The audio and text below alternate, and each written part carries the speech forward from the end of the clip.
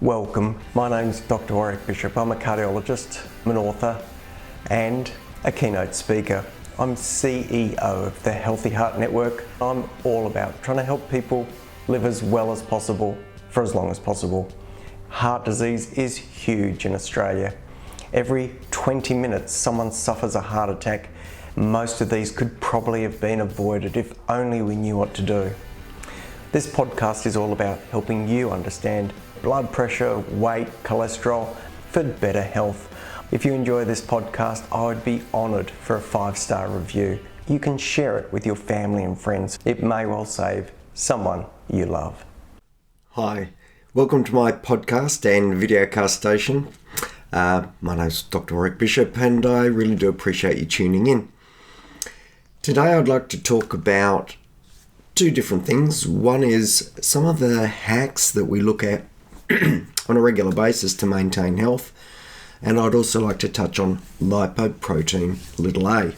So one of the things that has become more and more prominent in recent time has been fasting, and as part of that fasting people talk about skipping days, or 5-2, which means you'd eat pretty normally on 5 days out of a 7-day week, and for 2 of those days you would have a significant calorie restriction. A fellow called Mosley, Dr. Mosley, made that particular diet quite popular.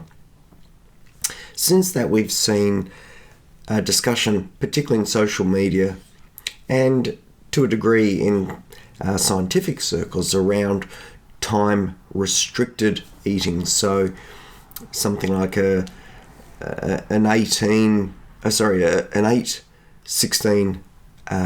arrangement where people might eat within an 8-hour window, have 16 hours fasting. And people have been advocating the benefit of this sort of type of eating for some time. Improved insulin resistance, weight loss, etc., etc. Let's put the eating to one side and let's think about other things that we might do to maintain our health. Often we'll look at fasting for weight loss, actually. So a good number of my patients will explore it in that regard. The other thing that we can do for weight loss is exercise, and exercise obviously has different components to how it can be delivered.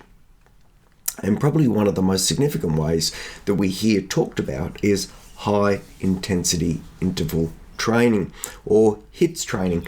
This is really a variant on going pretty well full tilt for a short period of time, having a break and repeating that several times, and that can be done once or twice a week. The idea being that you're really pushing the way your muscles in particular are able to extract oxygen from the blood, and this gets measured through what we call VO2 max. And VO2 max is an indication of your fitness. Well, what I'd like to share with you today is a study called the PLOS-ONE study, PLOSONE. Feel free to go and look it up if you're curious. And this was a study really looking at the question, does time-restricted eating help with weight loss and other cardiovascular parameters? Does high intensity interval training help with different cardiovascular parameters, including weight loss? And then the last question asked is, by combining time-restricted eating and high-intensity interval training, do we get even more bang for our buck? Well, the researchers of this particular study pulled together about 60 odd individuals to put through a study protocol. Approximately 20 went through the time-restricted eating.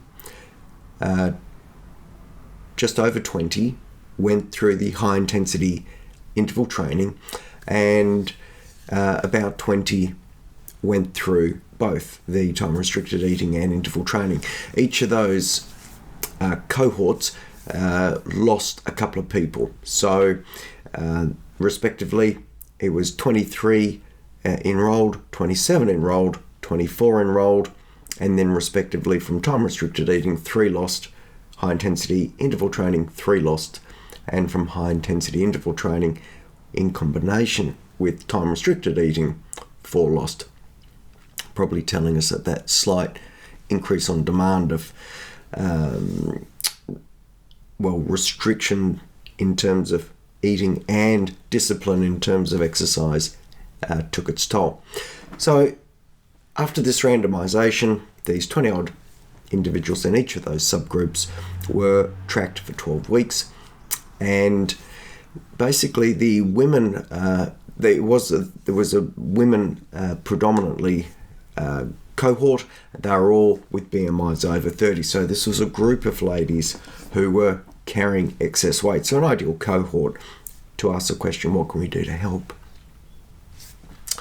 So the intervention was for 12 weeks. At the end of that time, there was a collection of data, including blood tests, weight, and body composition. So interestingly, all 3 diets appeared to drop weight. The combination of the 2 diets dropped the most weight. BMI, similarly, that was most significantly reduced through the combination of high-intensity interval training and time-restricted eating. When they looked at waist circumference, which is a very important indicator of potential metabolic issues and therefore cardiovascular risk, each of these interventions, time-restricted eating alone, high-intensity interval training, and the combination, all lowered waist circumference, but the time-restricted eating was the least effective, the high-intensity interval training the next most effective, and the combination the most effective. Interestingly, when they looked at fat-free mass, it looked as if the high-intensity interval training and combined high-intensity interval training and time-restricted eating group were the group that showed fat-free mass increase. The time-restricted eating group alone showed a reduction in fat-free mass. What does that mean? Well, it means that by not exercising, as your body loses weight, it loses both fat and muscle. So a really important component of this body composition evaluation is that incorporation of high-intensity interval training ensured that not only was muscle mass maintained, but it was improved. And this is very important if we're looking to reduce weight over a period of time, but also looking to reduce frailty down the line. When it came to dietary intake, quite interestingly, right across all the groups, obviously people ate less, and that was particularly the case in the time-restricted eating group, but interestingly, the high-intensity interval training groups both also ate less calories, which is a little bit counterintuitive and not exactly what we'd think if we reflect on our own habits, which would be through exercise we often feel hungrier afterwards. Anyway, nonetheless, this is what they observed.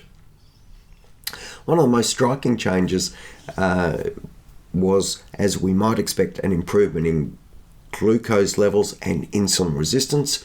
No surprises there. By fasting, we improve insulin sensitivity. By exercise, we improve insulin sensitivity, and as you might expect, the combination of the two performed better than either alone. When it came to LDL cholesterol, the so-called bad cholesterol, the combination of time-restricted eating and high-intensity interval training actually gave nearly 40% reduction of LDL cholesterol, which is about the same as a low to intermediate intensity statin. Now, this is really valuable information and incredibly important for us to bring to that conversation of patient care in the situation where individuals are very keen to do the very best they can to manage their cardiovascular risks through intervention alone. Blood pressure, as you might guess, if weight has come down and insulin resistance has improved, blood pressure also, systolic and diastolic pressures improved. So what does this tell us? Well, probably what we might have guessed intuitively from what we've seen, but this is a scientific representation. First time that I'm aware a paper like this has been done, certainly confirming that time-restricted eating is beneficial in terms of weight loss, in terms of cardiovascular risk, but it doesn't really maintain muscle mass as weight loss occurs. High intensity interval training and high intensity interval training in combination with time restricted eating has all those same cardiovascular benefits at a slightly higher level. As you might expect, there is an additive role, but most importantly, that high intensity interval training maintains and improves fat-free mass, meaning that people retain muscle, and that's super important as we age. I hope I've given you something important and valuable to consider there in your own habits and practices. I have to share with you my own habit is time-restricted eating. I tend to eat probably in a 6 to 18 or 8 to 16 habit, meaning I eat in an 8 or a 6 hour window most days. Why do I do that? Well, I've found that it's helpful for my arthritis. I get a bit of arthritis in my thumbs. If I digress from that particular habit, I find the arthritis in my thumbs flares up. There was one other thing I wanted to share today. It was about lipoprotein a. I had a patient the other day with an elevated lipoprotein a. No question, it was above the 80th centile, and we know that lipoprotein a is associated with increased risk of cardiovascular disease, cerebrovascular disease, and increases risk of aortic stenosis. This patient was in their, I think they were in their 60s, but let's say for argument's sake in the range of 60 to 70, so old enough as a female for that lipoprotein a to have had an effect. This patient presented with the raised lipoprotein a level and a 0 coronary calcium score, and wanted to know why they didn't have a problem.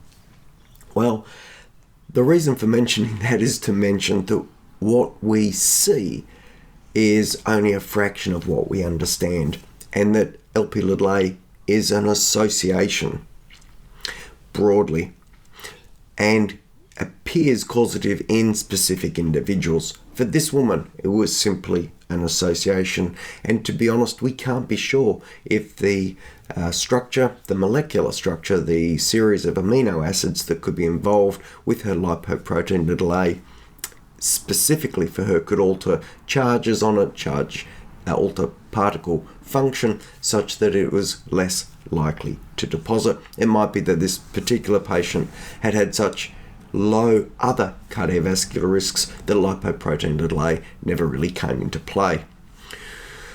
Take-home message from that, so useful to check those cardiovascular risks, but for this particular patient, I probably wouldn't have even bothered checking the LP a if I'd known she had a 0 coronary calcium score as a starting point. I think going to that final common denominator is a very valuable starting point for evaluating risk. So get that separation between association and what's actually going on.